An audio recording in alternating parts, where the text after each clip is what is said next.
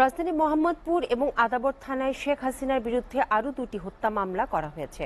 মোহাম্মদপুর থানায় ট্রাক চালক সুজন হত্যা এবং আদাবর থানার মামলায় পোশাক শ্রমিক রুবেল হত্যায় শেখ হাসিনাকে অভিযুক্ত করা হয়েছে।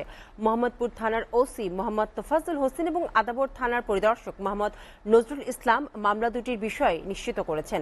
মোহাম্মদপুর থানার মামলায় শেখ হাসিনা সহ ৭৯ জন এবং অজ্ঞাতনামা ৪৫০ থেকে ৫০০ জনকে আসামি করে মামলা করেন নিহত সুজনের ভাই রফিকুল ইসলাম।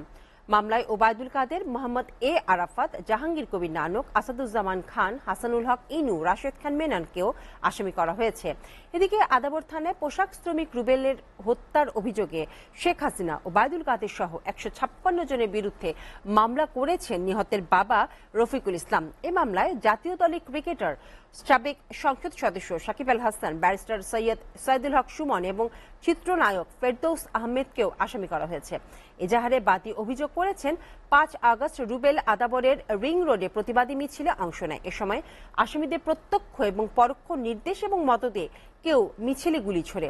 পরে বুকে এবং পেটে গুলিবিদ্ধ অবস্থায় রুবেলকে হাসপাতালে নিলে চিকিৎসাধীন অবস্থায় গত ৭ আগস্ট তার মৃত্যু হয়।